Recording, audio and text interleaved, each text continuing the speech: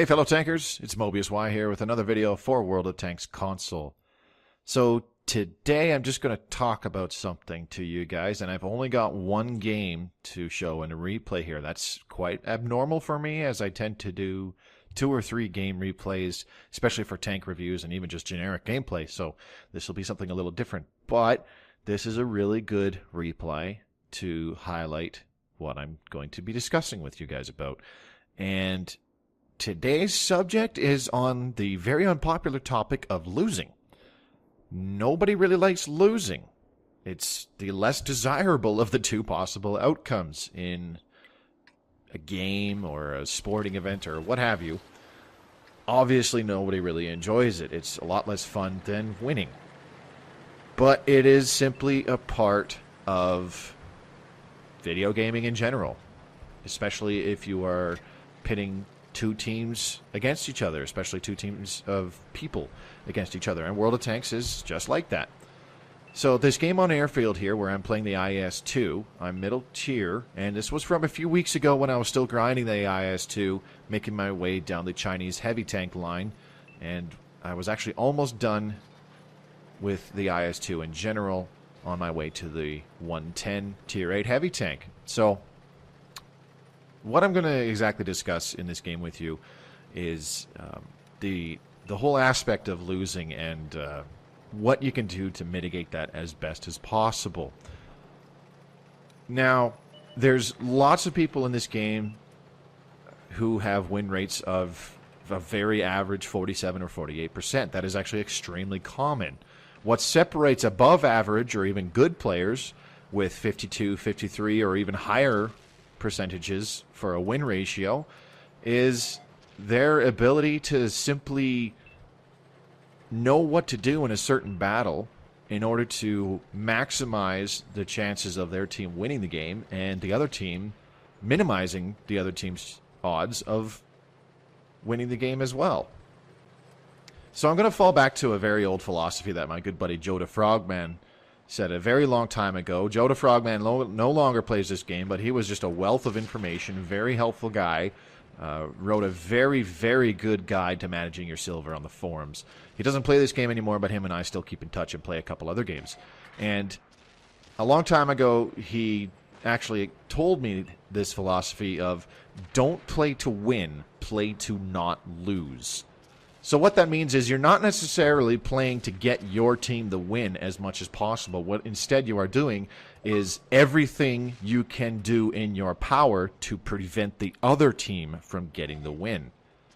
And by doing so, by reducing the possibilities of the other team getting the win, that in effect increases the odds that your team will squeak out a win from the game. So if you do everything you can, such as block a shot for a teammate by sacrificing some of your own HP so that they don't get taken out, or finishing off a super weak tank that's about to kill a teammate, keeping your teammates alive. If you pull back to stop an enemy push that's making their way towards your capture flag, or if you even just go back and reset the cap timer, do everything possible to prevent the other team from winning the game, the odds are statistically going to get higher that your team will wind up winning the game. Because if the other team loses, if the other team does not win, then it's either your team will win or it will be forced to a draw. It'll be one of those 2 options. There's really no other ifs, ands, or buts about it. So that's essentially how I have always tried to play. And one way that you are able to identify what you need to keep doing in certain situations is you have to be able to go back and recognize when you have made a mistake.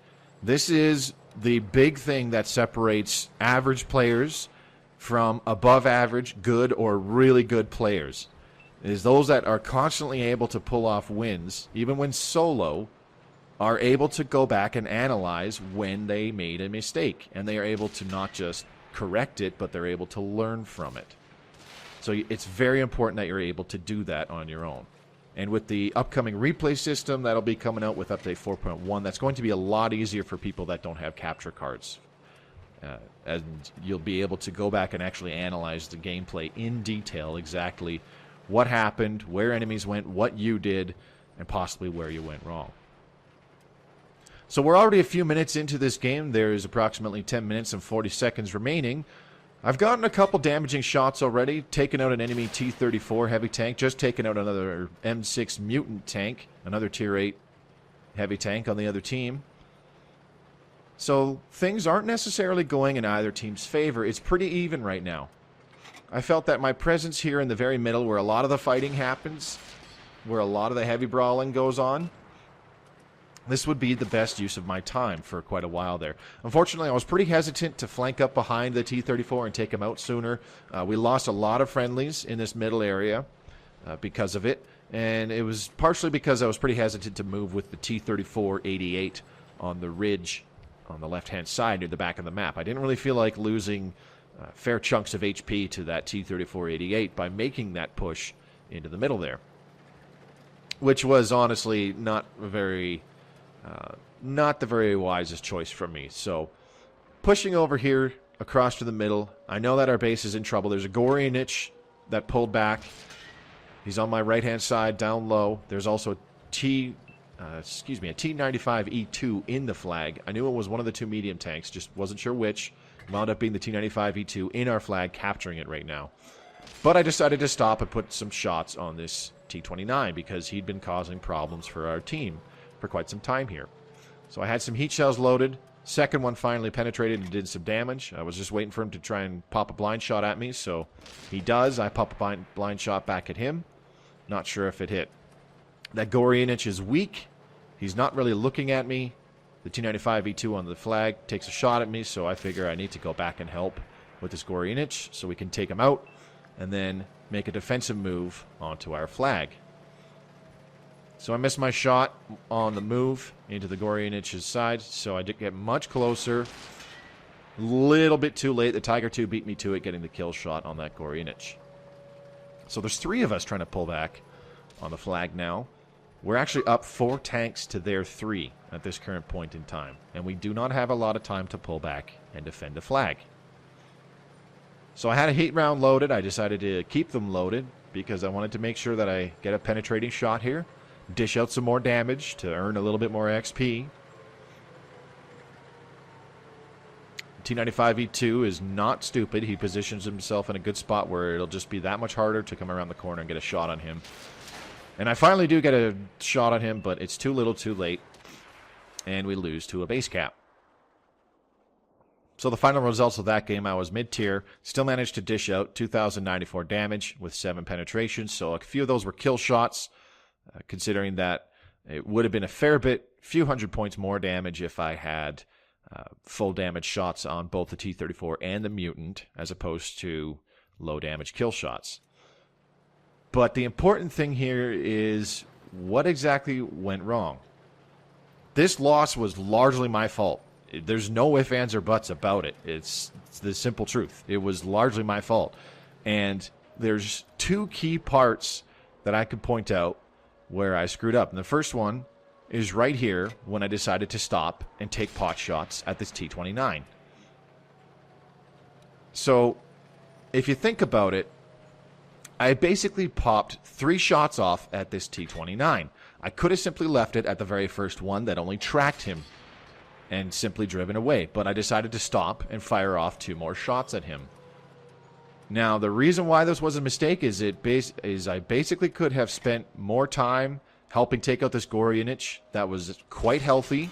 I could have gotten some damage on him as opposed to trying to take out this T-29. So I could have gotten about the same amount of damage by getting a full damage shot on the Gorianich instead of the T-29. Not only that, but the Gorianich would have been taken out much more quickly, giving us more time to go back and stop the T-95E2 from capping us out. But I took 2 extra shots, and those 2 extra shots were more important. I could have just not shot at the T-29 at all, but those 2 extra shots were important because the reload on this gun was about 10.3 seconds or thereabouts. So that's roughly an extra 20 seconds that I spent dilly-dallying in the middle of the map, not being useful, trying to snipe in an IS-2. Which, if you think about it, is a pretty stupid-sounding thing. And the second mistake that I basically made was when I did decide to go in on the Gorianich to pull back and take out the T95E2, instead of stopping to aim my first shot, or simply driving as close as I can before firing the first shot, I simply just RB, RT, auto-locked, and shot on the move. If I had patiently waited, even at a distance, for the aimer to close in, and for me to aim in on a flat piece of armor with my heat round that has really good penetration, I could have taken him out quite a bit sooner, so that the Tiger II, the medium tank, and myself had more time to pull back and stop the T95A2 from capping us out. So those are the two key points there, I think, where I made crucial misplays that essentially cost us the game. And in order to recognize that I made those mistakes, it definitely helped that I was able to go back and watch the gameplay, but you also have to be in the mindset where you're not going to play every game perfectly, and that you do make mistakes. Everybody in this game makes mistakes. Being able to accept that you do make them, and other players make them as well, is the first step on the road to getting better as an average or an above average player, is being able to recognize that you have made mistakes, and the more important thing is to just correct them, but also learn from them. And you'll find that if you're simply able to apply your mentality, just apply a little bit of your time into recognizing those mistakes and learning from them, and just identifying what you could have done differently to change a loss, or basically, or as I should say, a win for the other team, into them not winning, which is more than likely going to be a win for your team. If you're able to start recognizing those, you will find that your experience in World of Tanks improves quite a lot. It won't be an overnight thing. It'll take time, but it will be an improvement. So I think I'm going to leave it at that. I hope I got my point across. I really hope this made sense.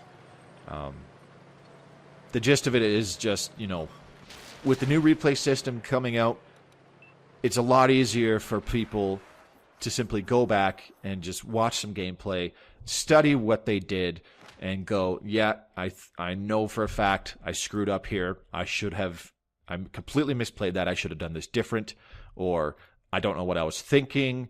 I could have totally done something completely different. I was playing to try to deal some damage as opposed to just try to actually win the game, and it cost us, etc., etc. It'll be a lot easier with the replay system coming out with Update 4.1, and I just hope that a lot of you guys who watch my channel use it, since this channel is largely dedicated to trying to help other players get better. So, this has been Mobius for World of Tanks console. Apologize for the rambling. I do hope it did offer some insight into how you can change your gameplay to improve it for the better. Hope to see you on the battlefield or in the next video. As always, happy tanking.